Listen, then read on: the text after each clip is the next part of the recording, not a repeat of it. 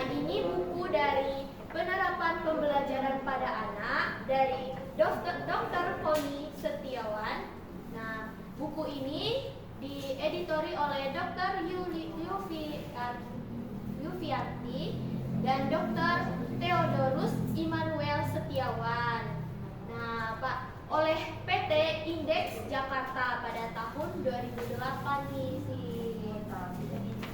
Dan hak ciptanya sudah ada di buku ini, serta buku ini berjumlah sekitar 146 halaman dan ISBN-nya 97968385575. Juga di sini pada ada bab 1 sampai bab 16. Pada bab pertama itu menjelaskan bahwa pemberdayaan keluarga dalam meningkatkan kualitas sumber daya manusia atau SDM.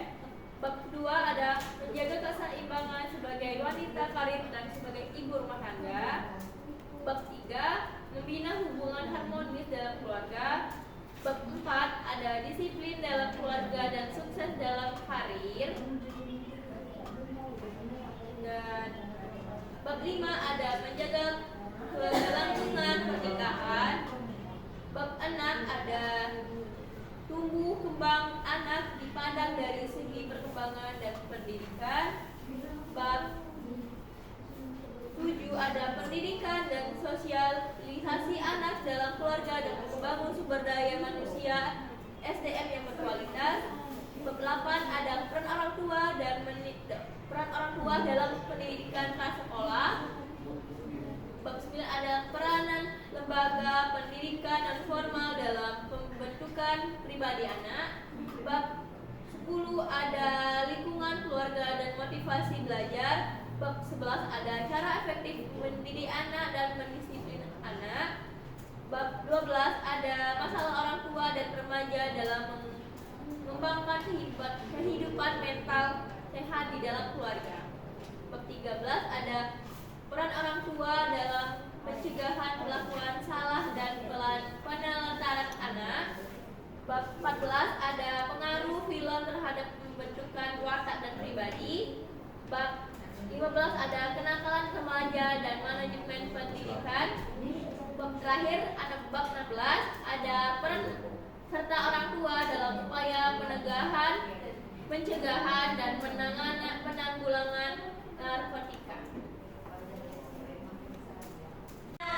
Kembali lagi di podcast Kezia dan Sisi. Sebelumnya kami dari kelompok 5 akan membedah buku yang berjudul Penerapan Pembelajaran pada Anak karya Profesor Dr. Poni R. Setiawan. Nah, sebelum membedah buku, di sini mata kuliah pembelajaran pendidikan keluarga yang diampu oleh Ibu Wiwin Yunita MPD selaku dosen pengampu. Dan sebelum memulai podcast pada hari ini, sebelumnya kami perkenalkan diri terlebih dahulu. Perkenalkan, nama saya Kezia Cassandra Pati dan rekan saya Sisi Putri Lana. Baiklah, di sini kelompok 5 akan membedah buku yang berjudul Penerapan Pembelajaran pada Anak. Nah, dalam buku tersebut diterbitkan pada tahun 2009. Tapi gagasannya tetap relevan dari Dr. Prof. Poni yang menekankan bahwa pendidikan anak dimulai dari rumah. Orang tua adalah fasilitator pembelajar, bukan sekedar pengawas atau pemberi tugas. Halo Kezia, buku ini emang luar biasa, ditulis oleh salah satu tokoh pendidikan paling berpengaruh di Indonesia, yaitu Prof. Poni, mengajak kita untuk melihat pendidikan anak dari sudut pandang keluarga, bukan hanya sekolah. Nah, dan menariknya ini Sisi, Prof. Poni ini mengaitkan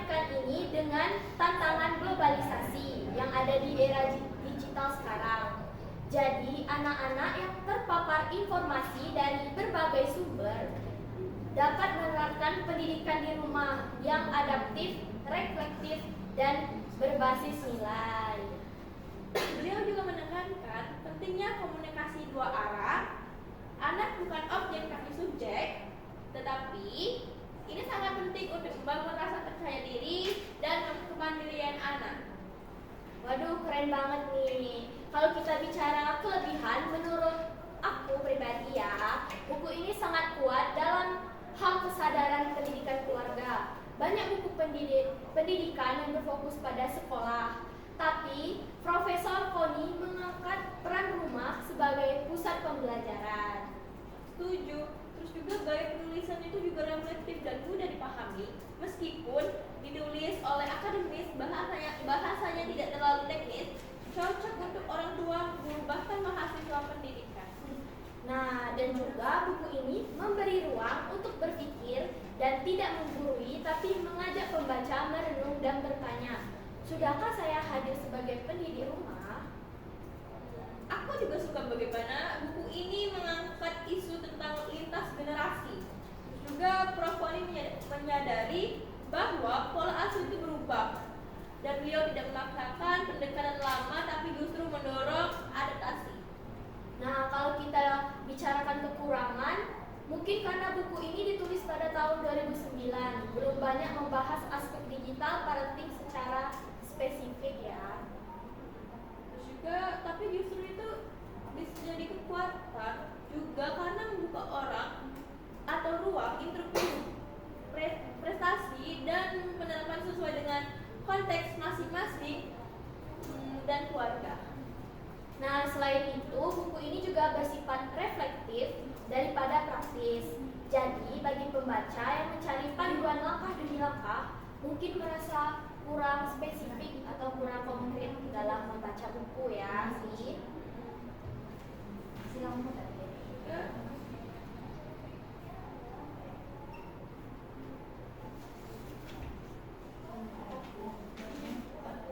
Tapi juga punya kekuatan dalam buku tersebut yang memberikan ruang anak dalam interpretasi dan penerapan sesuai dengan konteks anak masing-masing dalam keluarga. Namun juga di komunitas ibu-ibu di desa tempat aku berkegiatan itu, kami mencoba menerapkan gagasan Prof. Koni lewat kegiatan belajar sambil memasak.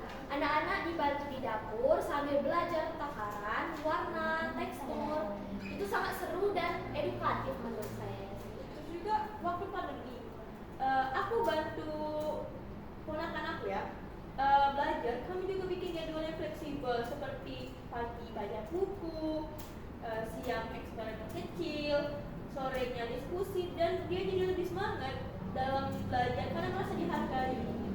Nah, itu juga termasuk contoh ya sih pembelajaran yang kontekstual menurut Profesor Koni. Itu sangat mendorong pendekatan yang relevan dengan kehidupan anak. Bahkan kegiatan seperti berkebun, membuat kerajinan, atau menjual produk lokal bisa menjadi media belajar bagi anak-anak. Dan itu juga bisa dilakukan siapa saja. Nggak harus punya gelar pendidikan, cukup punya niat dan kasih sayang. Nah, kalau kita ulas kembali atau refleksi kembali, itu pendidikan anak bukan soal kurikulum saja, tapi soal relasi sih, maknanya dan kehadiran. Dari buku Profesor Koni menyebutkan bahwa pendidikan sebagai proses memanusiakan manusia. Dan itu bisa dinilai dari hal-hal kecil.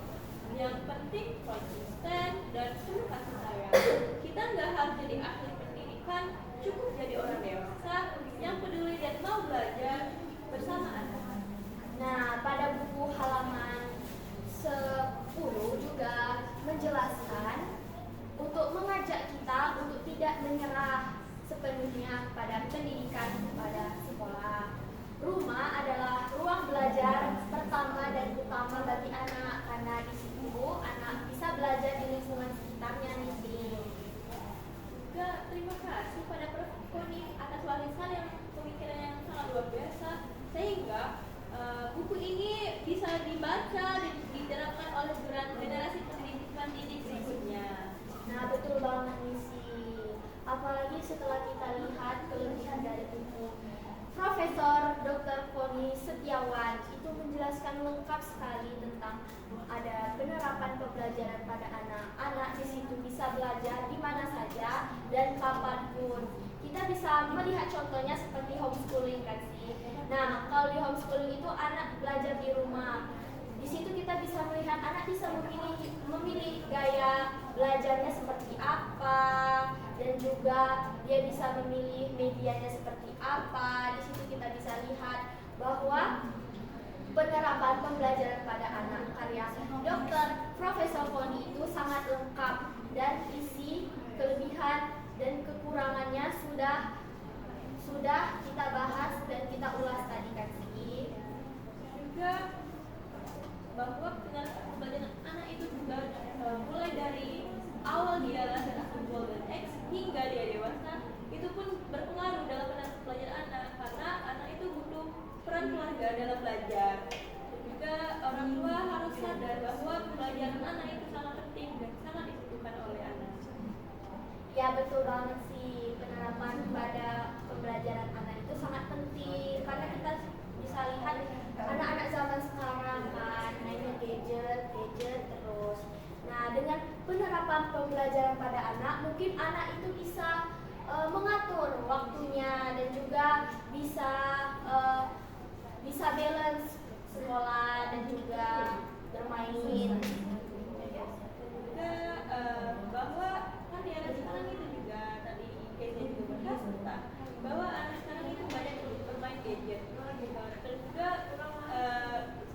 bahwa Poni juga mengajarkan bahwa belajar itu tidak harus di sekolah. Dengan mengajak mereka bermain atau memberikan edukasi kecil itu juga termasuk belajar ya.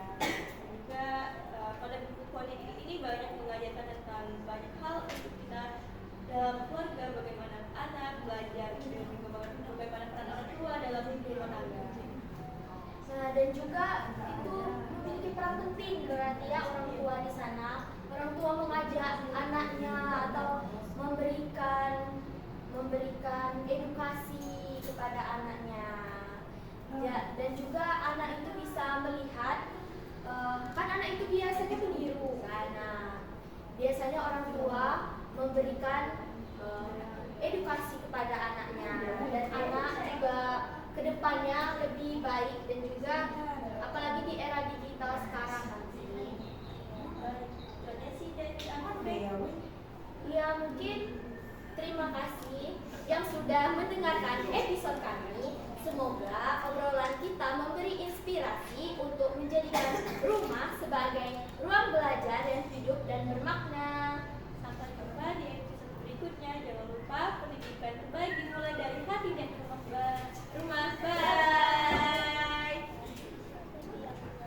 You hear a man is moving back to Colorado. It's 2013 and the end of my life. Freshman year's about to plummet just a little harder, but it didn't, cause we kissed on that Halloween night. I bleached half my hair when I saw Zoe on your vest, but it was orange from 3% peroxide thanks to you. I needed a good cry, I headed right to Kendra's. I hated you and I hope to God that you knew. Now there's drama